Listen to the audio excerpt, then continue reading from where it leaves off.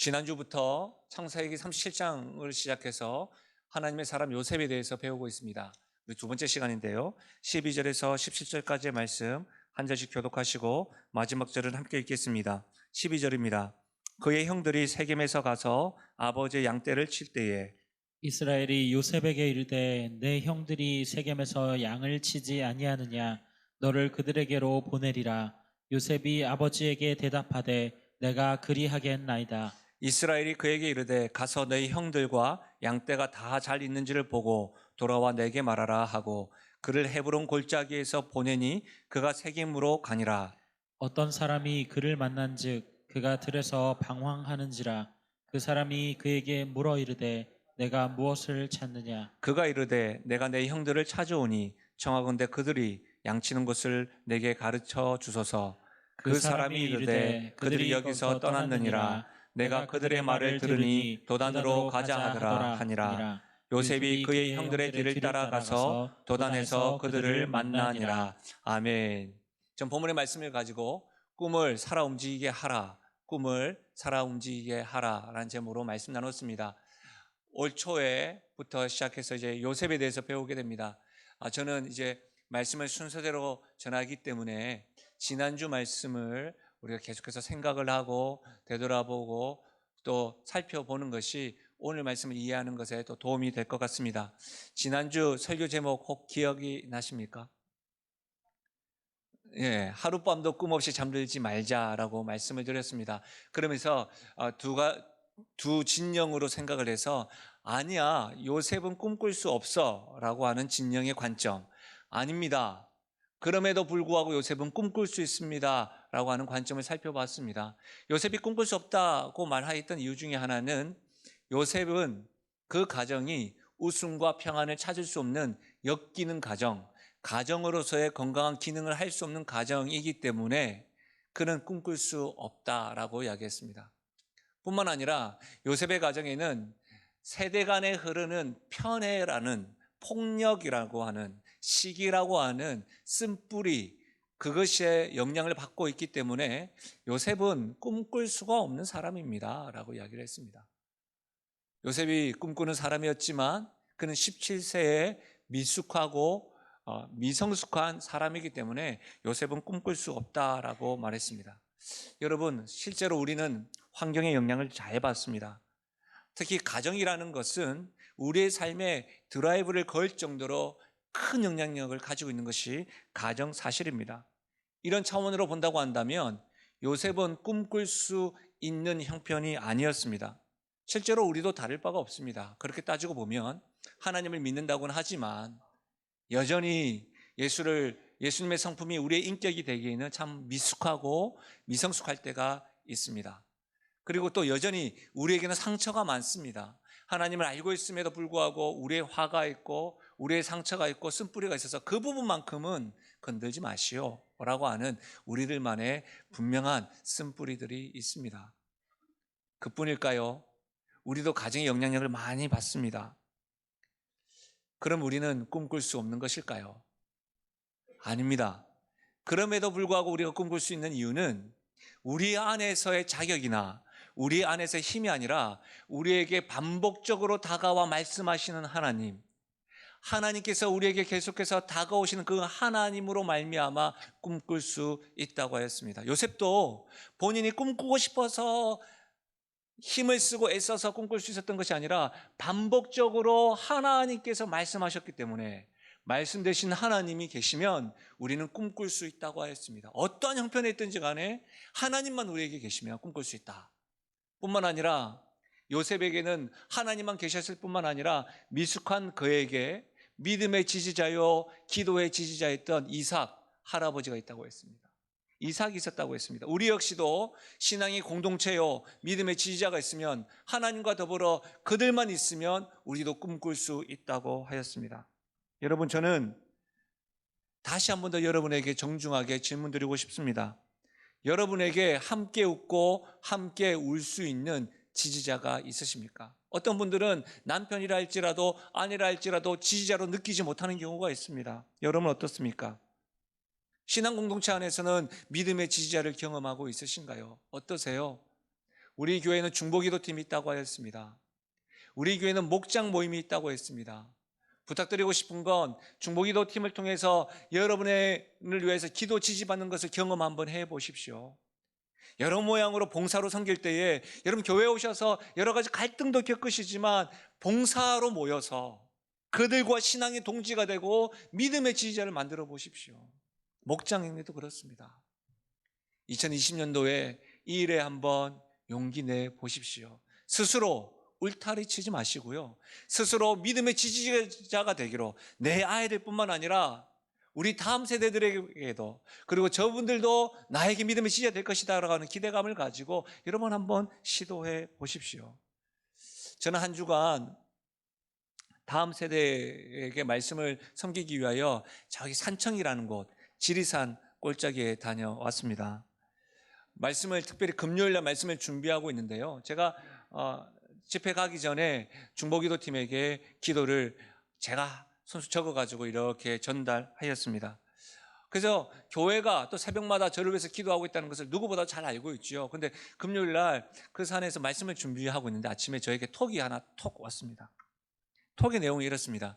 은혜가 넘치는 집회 사역과 교회 여러 가지 상황들이 있는데 교회를 위해서 함께 기도하겠습니다. 걱정하지 마시고 그 집회에 집중하시고 오늘 저녁에 그 사역도 은혜가 넘쳤으면 좋겠습니다. 기대합니다. 목사님 하는 그 톡을 받았는데요. 여러분 저는 저를 위해서 기도하는 분들이 계시다는 걸 알고 있음에도 불구하고 그 금요일 아침에 그 톡이 굉장히 지지가 되었습니다. 꼭 하나님께서 이 산자락에서도 야 봐라 나뿐만 아니라 천사도 있고 너를 위해서 기도하는 사람 많으니 너 맡은 사명 잘 감당해라 이렇게 말씀하시는 것 같았습니다.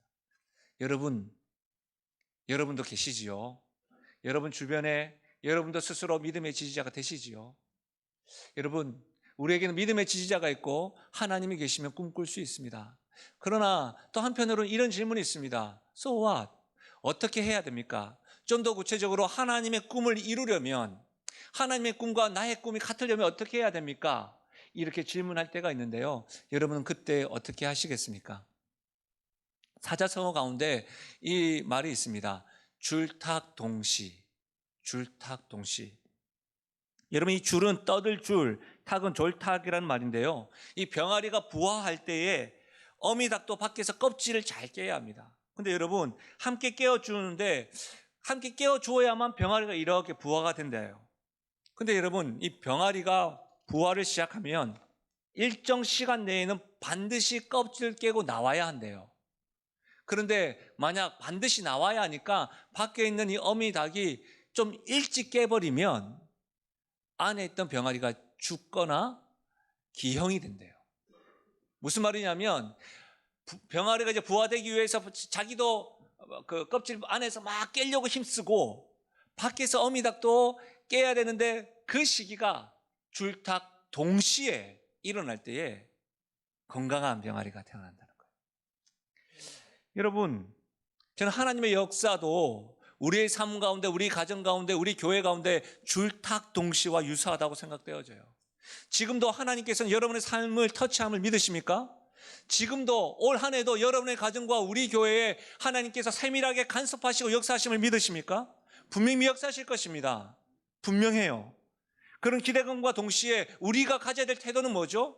하나님에 대한 의심이 아니라 하나님 역사하실 겁니다. 그럼 우리는 부화되어지는 병아리와 같이 우리가 힘써서 하나님 때 그때 그 동시적인 그때에 힘을 다해야 되는 것이죠. 미숙함에도 불구하고 주의 말씀에 순종하며 나가야 하는 것이죠. 여러분 우리가 잘 알고 있는 요한복음 2장에 보면 물이 변하여 포도주로 변하는 하나님의 표적이 기록되어져 있습니다. 요한복음에서는 표적이라고 할 때에 7가지의 표적을 행하실 때에 목적이 있습니다. 그 표적을 통해서 예수님이 하나님의 아들이시다라는 것을 말씀하시기 위함입니다. 그러면 첫 번째 표적이었던 물이 변하여 포도주로 변하는 이 표적 역시도 목적이 예수님이 참 하나님의 아들이시다라고 말씀하는 것이죠. 알다시피 가나안 혼인잔치에 포도주가 떨어졌습니다. 갑작스럽게 마리아가 예수님에게 말합니다. 예수님, 포도주가 떨어졌습니다. 할 때에 예수님이 했던 말 기억나십니까? 여자요, 나와 무슨 상관인고? 이렇게 사투리로 하지 않으셨겠죠. 무슨 상관입니까? 내 때가 아직 이르지 않았습니다. 이렇게 이야기했다고요. 그러니까 내 때가 아직 이르지 않았다고 하니까 이 마리아가 그의 종들에게 혹여라도 예수님께서 뭐라고 하시면 순종하라라고 말하고 떠납니다. 근데 여러분, 예수님이 갑작스럽게 내 때가 언제입니까? 라고 말해놓고 갑자기 하인들을 부릅니다. 돌 항아리 6에 물 채우라고. 그렇죠? 그리고 뭐라고 합니까? 연회장에 포도주가 떨어져서 난리법석인데 그 하인들에게 본인들이 떴던 물을 갖다 주라고 합니다. 그때 어떤 일이 일어나요? 물이 변하여 포도주로 변합니다. 표적이 일어나요. 그로 인해서 예수님이 하나님의 아들이라고 증언되어집니다. 무슨 말이에요, 여러분?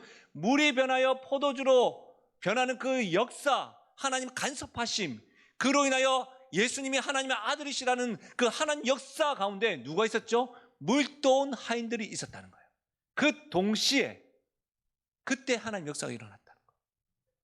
사랑하는 여러분, 우리는 말씀 되시는 하나님이 계시면 꿈꿀 수가 있습니다. 믿음의 지지자가 있으면 꿈꿀 수 있습니다. 그럼 우리는 어떤 태도를 준비해야 될까요? 우리가 주님의 역사 가운데 준비하고 다가가야 될 행동은 무엇일까요? 이와 같은 관점으로 오늘 저는 요셉의 태도를 통해서 두 가지를 살펴보려고 합니다. 여러분, 오늘 말씀해 보니까 요셉의 아버지 야곱이 요셉에게 심부름을 보냅니다. 그것은 세겜에 있는 너의 형제들, 그러니까 야곱에게 있어서는 아들들이 세겜에서 양을 치고 있으니까 그 세겜에 가서 잘 하고 있는지 안부를 보고 오라는 것이었어요.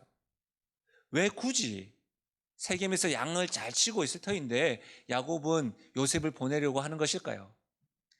우리가 읽진 않았지만 창세기 앞부분을 보면 야곱의 딸 디나는 가나안 여인을 구경하러 갔다가 가나안 7족속 가운데 한 족속인 히위 족속 족장에게 성폭행을 당합니다. 근데 이 히위 족속 족장이 그 디나를 잊을 수가 없었던 거예요. 그래서 야곱의 집에 가서 그 여인을 저에게 주시오라고 했어요. 그 모습에 디나의 오라버니 야곱의 아들들이 분이 일어났죠. 그래서 뭐라고 하냐면 우리는 하나님을 믿는 사람들이다. 하나님을 믿는 우리들에게는 하나의 증표가 있다. 구별됨이 있다. 그것이 할례인데 할례를 받으면 우리 동생을 주겠다라고 이야기합니다. 그러니까 히위 족속 족장뿐만 아니라 히위 족속에 있는 모든 남성들이 다 할례를 받았습니다. 할례를 받으면 고통스럽겠지요. 그 기간 동안에 야곱의 아들들이 그 남자들 다 죽여버렸습니다. 그리고 자신들도 동일하게 그들의 아녀자를 취합니다. 여러분, 이런 사건들이 있었어요. 그 아들들을 히위 족속을 죽인 장소가 어디냐면 세겜입니다. 그러니까 야곱은 두려웠던 것이죠. 가나안 족속들이 있고 자기들은 군대도 없는데 자기의 아들들이 범했던 범죄 현장에서 양을 치고 있다고 하니까 혹여라도 가나안 족속들에게 위협을 받을까, 몹쓸 짓을 당할까 걱정이 되어서 지금 요셉을 그곳에 보내는 거예요. 보내서 잘 보고 오라는 거예요. 잘 있는가? 여러분, 여기서 우리는 한 가지 좀 생각할 필요가 있습니다. 야곱이 세겜 족속에서 양치고 있는 그의 아들들은 걱정이 되는데 어리고 어린 요셉은 걱정되지 않았을까요? 또 한 가지, 요셉은 혼자서 그 세겜 땅에 가는 것이 두렵지 않았을까요? 본인도 위협받으면 어떻게 합니까? 언제 어디서 가나안 족속의 공격을 당하거나 위협이 있을지 모르는 폭풍 전야와 같은 장소로 가야 되는 요셉의 심정은 어떠했을까요? 여러분에게 말입니다. 뻔히 봐도 위험해 보이고 손해가 보이는 일들을 하라고 할 때면 굳이 그렇게까지 하지 않아도 될 것 같은데 그걸 내가 해야 될 때 말입니다. 나의 의지와 또 나의 어떤 생각과는 상관없이 해야만 해야 될 일일 때 여러분 어떤 마음이 들 것 같으세요? 나로 두려운데, 내가 이거 하면 손해볼 것 같은데, 나도 이것을 하면 욕 들을 것 같은데 꼭 왜 내가 해야 되지? 이런 생각이 들 때면 여러분은 어떻게 임하십니까? 최근 요셉과 같은 유사한 형편을 경험한 적은 없으십니까? 요셉도 지금 그렇습니다. 아버지의 명이지만 요셉도 두려움이 가득했습니다. 근데 여러분, 그런 요셉임에도 불구하고 요셉은 그가 있는 헤브론에서부터 세겜까지 갔습니다.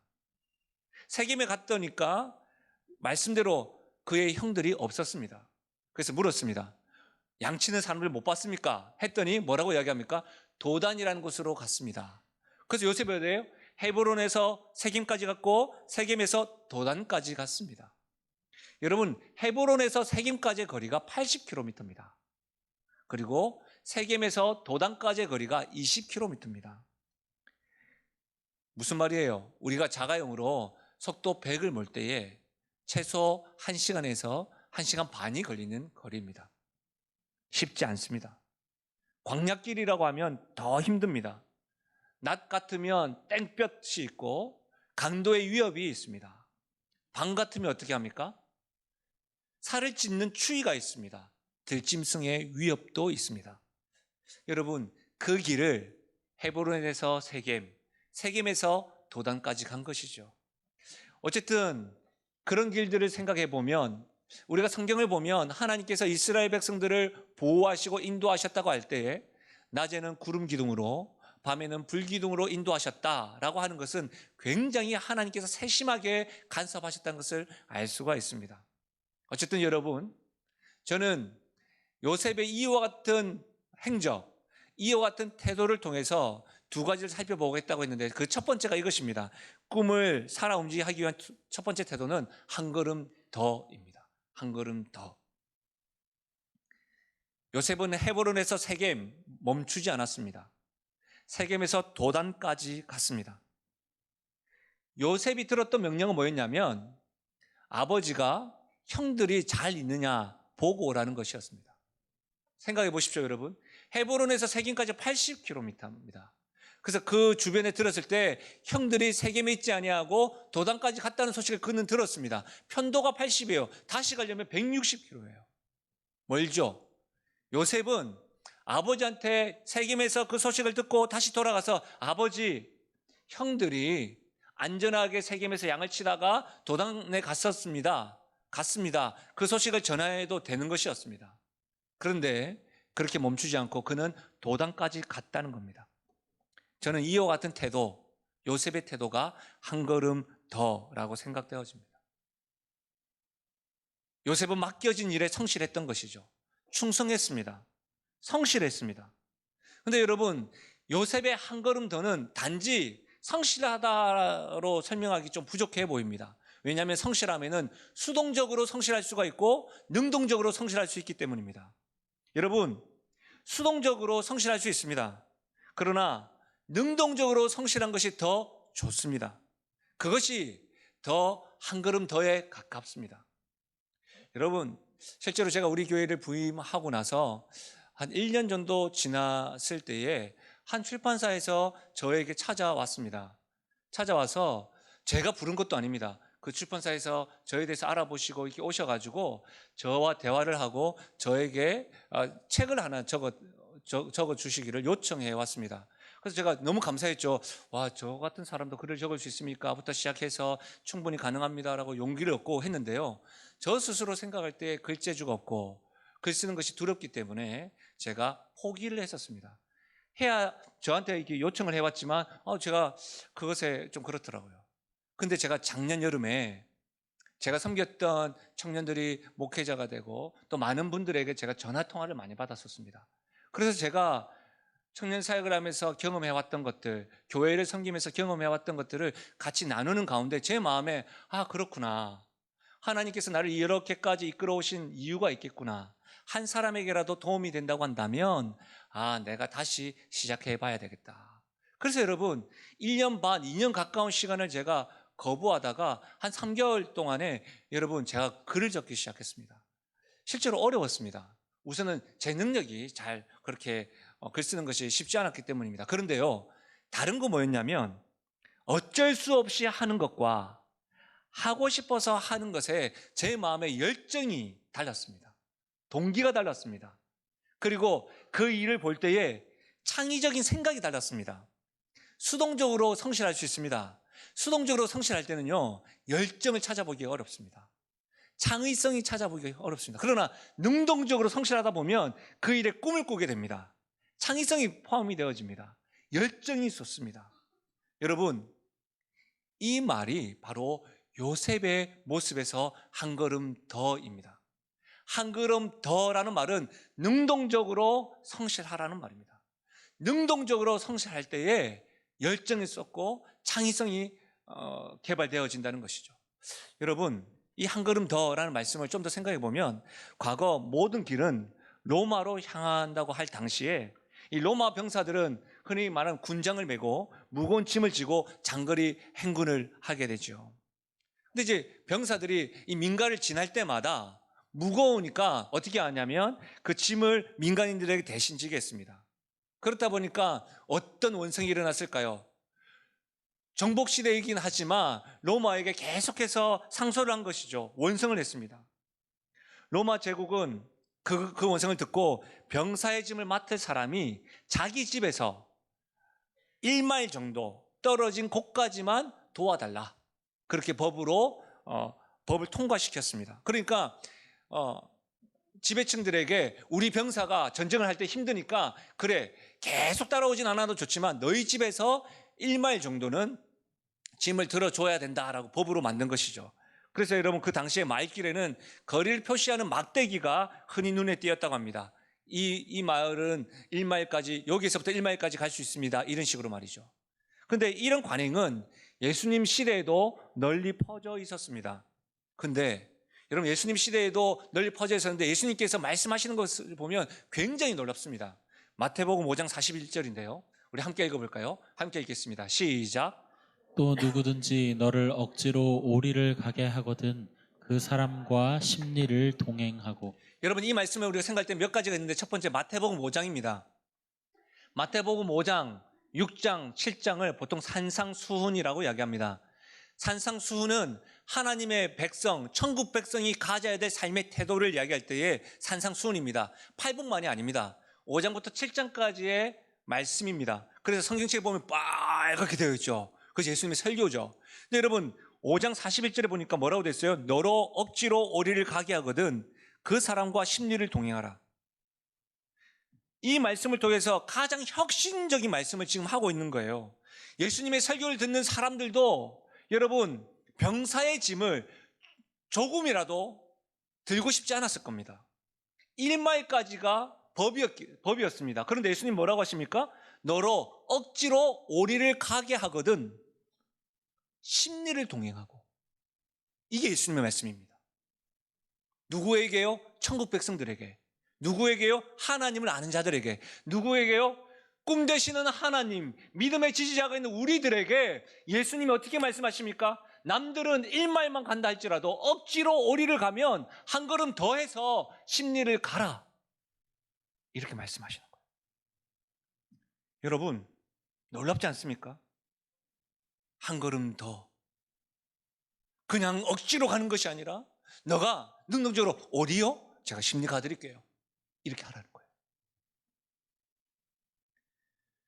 여러분, 한 걸음 더를 하려면 남들의 기대나 요구보다 한층 더 노력해야 합니다.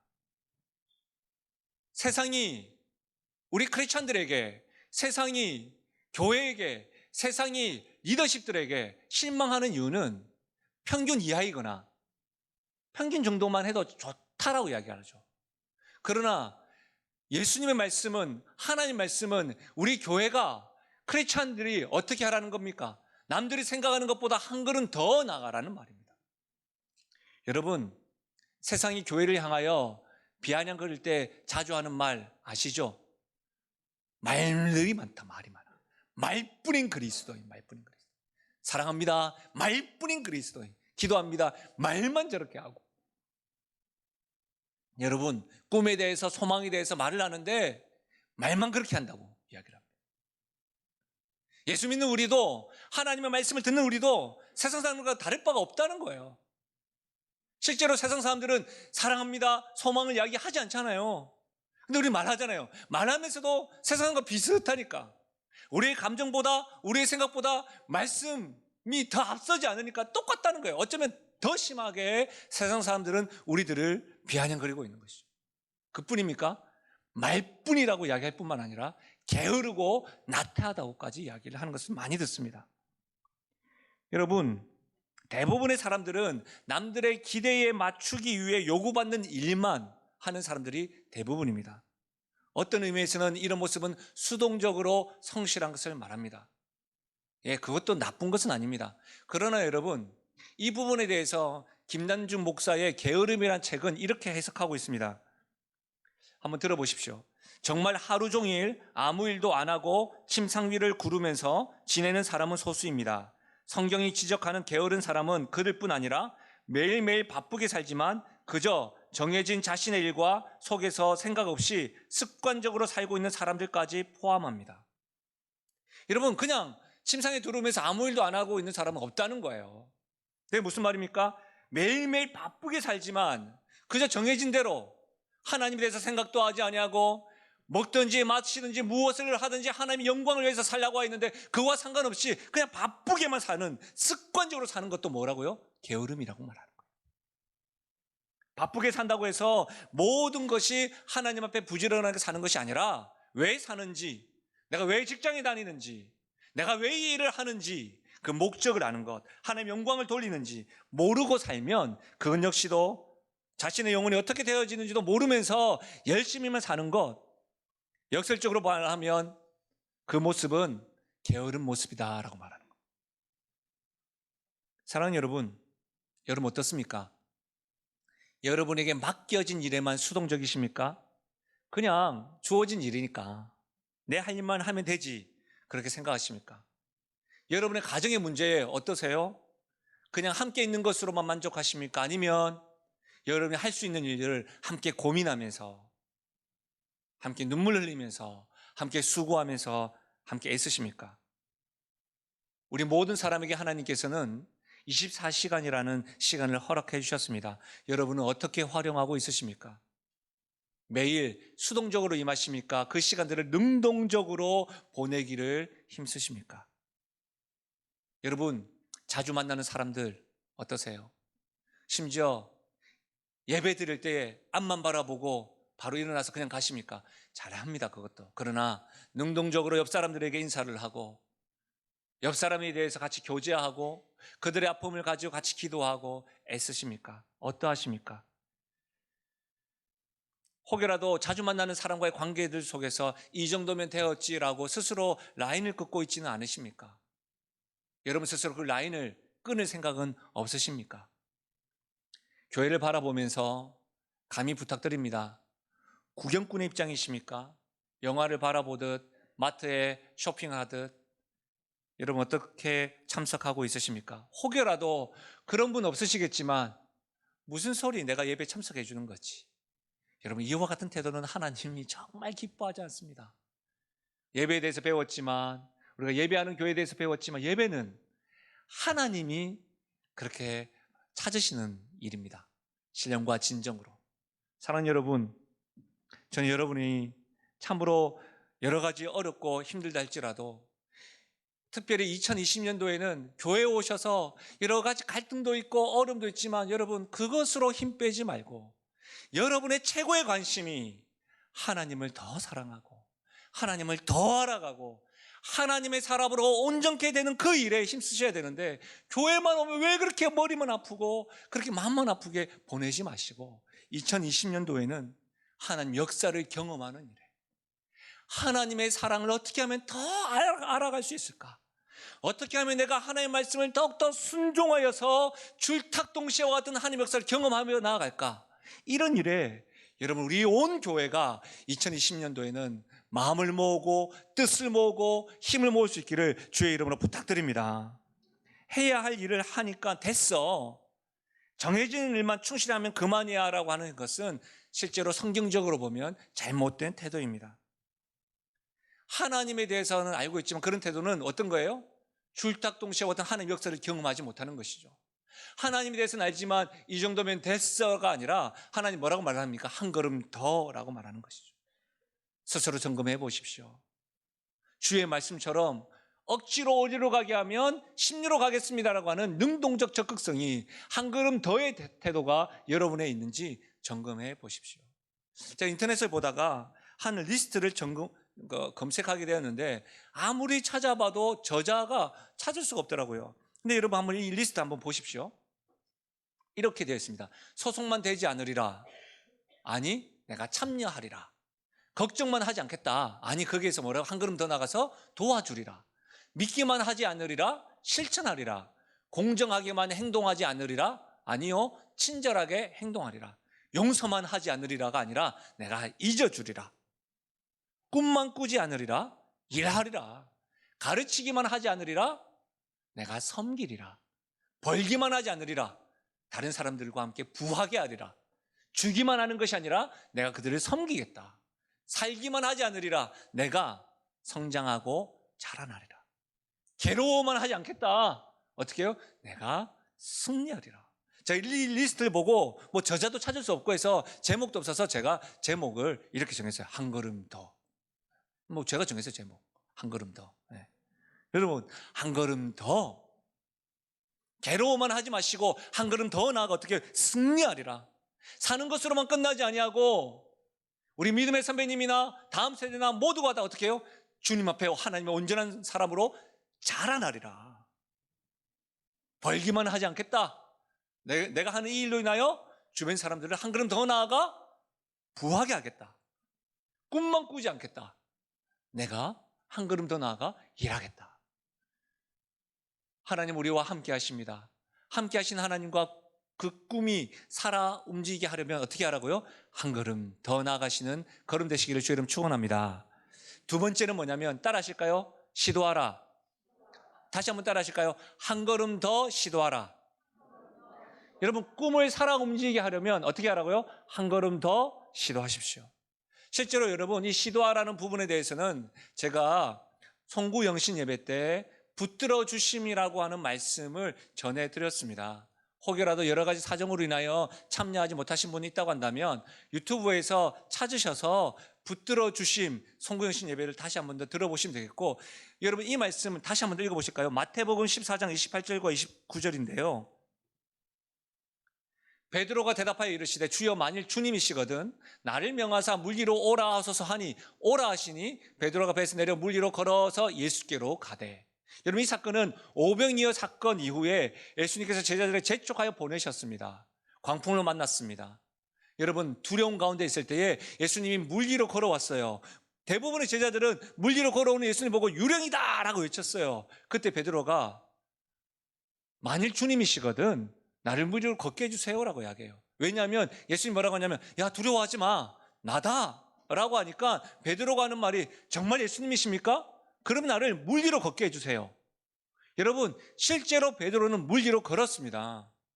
이 세상에 물 위로 걸은 사람이 누가 있겠습니까? 베드로밖에 없습니다. 그런데 여러분, 오늘 말씀을 다시 한 번 더 보시면 만약 예수님이 진짜라면 나를 걷게 해주세요라고 할 때에 예수님 뭐라고 했죠? 오라 했습니다.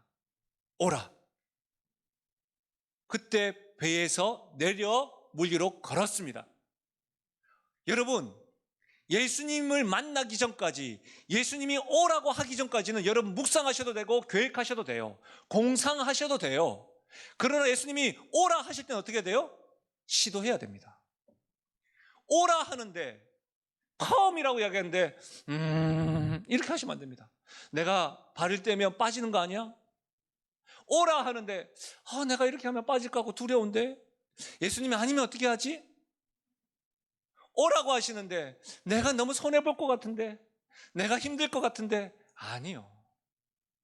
오라 하실 때는 공상하거나 묵상하시면 안 됩니다. 오라 할 때는 어떻게 해요? 바로 시도해야 됩니다. 오라 할 때는 그 배에서 out of the boat가 돼야 됩니다. 나오셔야 됩니다. 시도하셔야 됩니다. 사랑하는 여러분, 시도하셔야 돼요.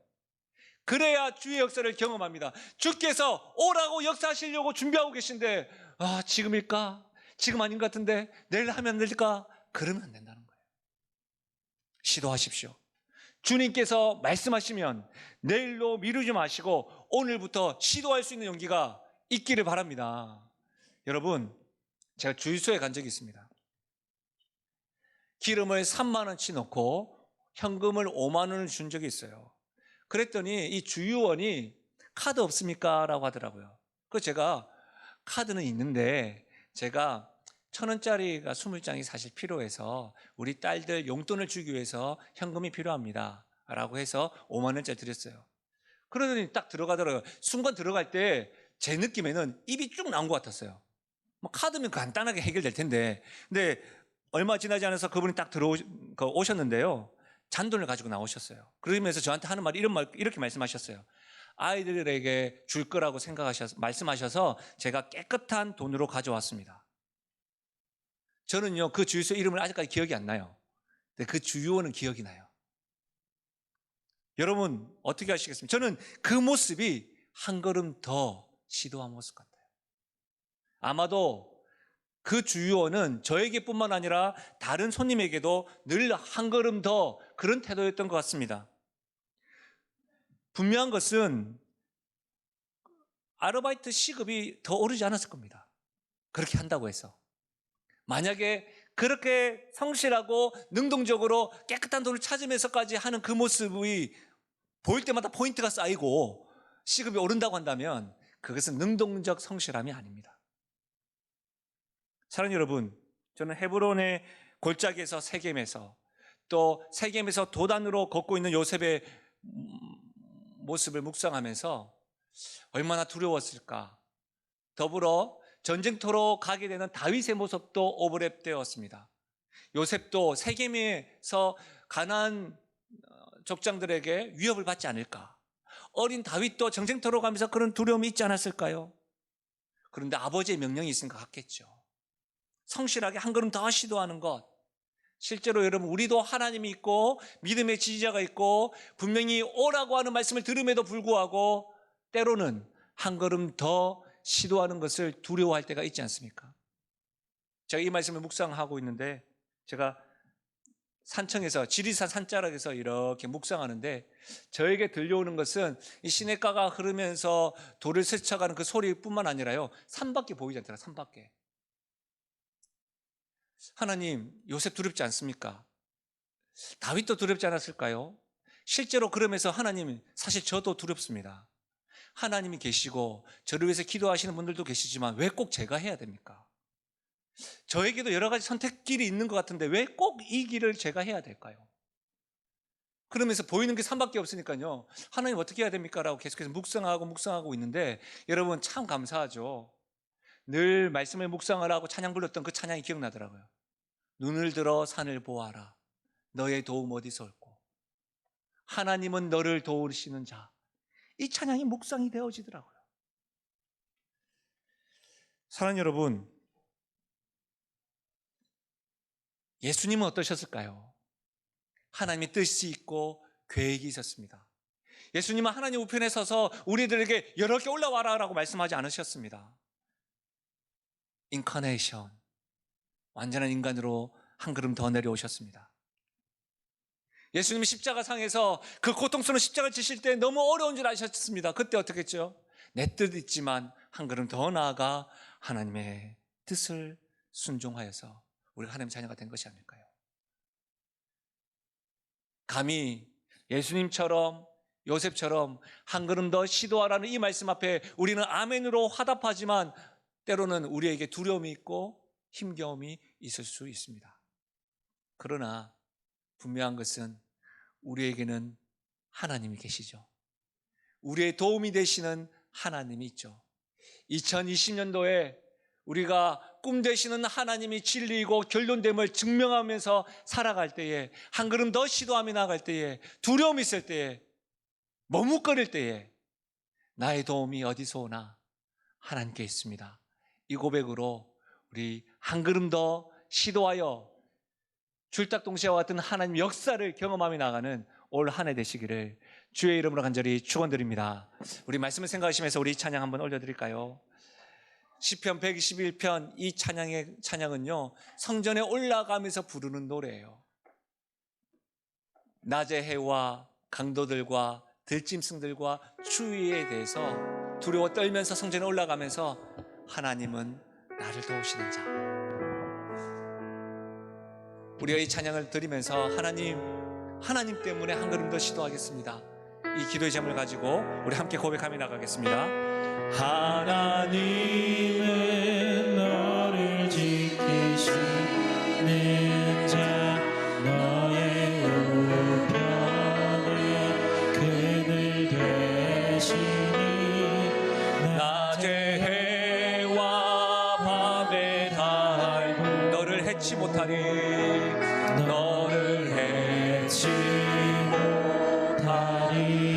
하나님은 나를 지키시는 자, 하나님은 나를 지키시니 나의 환난을 명쾌하시니 나의 환난을 명쾌 우리 하나님께서 나를 지키시리라. 나를 지키시리라. 나의 출입을 지키시리라. 나의 주님을 지키시리라. 우리 영혼에게 선포하며 나가실까요? 눈을 들어 산을 보 나의 도움 어디서 오나 나의 도움은 어디서 오나 천지 지으신 나를 만드신 여호와께로다. 여호와께 우리 전심을 다하여 눈을 들어 산을 보아라. 눈을 들어 산을 보아라. 나의 도움 어디서 오나 천지 지으신 나를 만 여호와께로다. 우리 마지막으로 믿음의 고백으로 선포하며 나가십시다. 눈을 들어 산을 보 나의 도움 어디서 우리 하나님은요 천지를 지으시고 나를 만드신 하나님이십니다.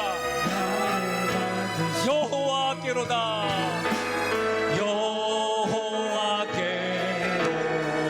우리 시간 잠시 한번 기도하며 나가실까요? 하나님 아버지, 나의 도움이 하나님께 있음을 믿고 주의 말씀대로 한 걸음 더 시도하며 나아가는 올 한 해가 되게 하여 주옵소서.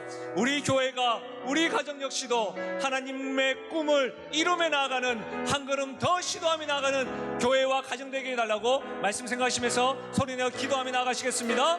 아버지 하나님 참으로 감사함을 드립니다. 하나님 아버지, 요셉에 대해서 배우고 공부하면서 하룻밤도 꿈없이 잠들지 않겠노라고 다짐하면서도 오늘도 하나님 아버지 줄딱동체와 같은 하나님의 역사 가운데에 하나님 아버지 우리의 태도들을 점검하게 하시니 감사함을 드립니다. 우리가 한 걸음 더 시도하며 나가게 하시고 한 걸음 더 시도함으로 말미암아 하나님 역사를 목도하며 나갈 수 있도록 은혜 더하여 주시길 소원드립니다. 때로는 아버지 하나님의 머뭇거리게 되고 때로는 하나님 아버지 계산하게 되지만 주께서 오라 하실 때에 하나님 아버지 아멘으로 화답하고 용기 있는 믿음의 걸음걸음에서 하나님 아버지 물리로 걷는 은혜가 일어날 수 있도록 하나님이여 도와주시길 간절바라고 소원드립니다. 하나님의 꿈이 우리의 비전이 될 수 있도록 도와주시옵소서. 성령의 권능이 우리의 능력이 되기를 원하고 바라고 기도하오니 하나님 아버지께서 함께 해주시고 역사하시고 간섭하여 주시옵소서. 하나님 아버지, 하룻밤도 꿈없이 잠들지 않기를 원합니다. 하나님에 대한 생각으로 감격으로 올 한 해도 살아가길 원합니다. 하나님 아버지, 분명히 주께서는 역사하시고 다스리시고 지금도 계신데 우리의 태도와 우리의 모습을 요셉을 통해서 점검하게 하시니 감사함을 드립니다. 올 한 해 한 걸음 더 시도하며 나아갈 수 있도록 도와주시고 하나님 두렵고 떨릴 때마다 나의 도움이 하나님께 있음을 믿고 한 걸음 더 시도하여 어느 누구도 경험하지 못하였던 물 위로 걷는 그 은혜와 역사를 경험하며 나아가는 우리의 인생 되게 하시고 우리의 가정 되게 하시고 우리의 교회 되게 하시고 특별히 이 민족과 열방 되게 하여 주시옵소서. 그렇게 역사하실 하나님을 찬양하고 예수님의 이름으로 기도하옵나이다. 아멘.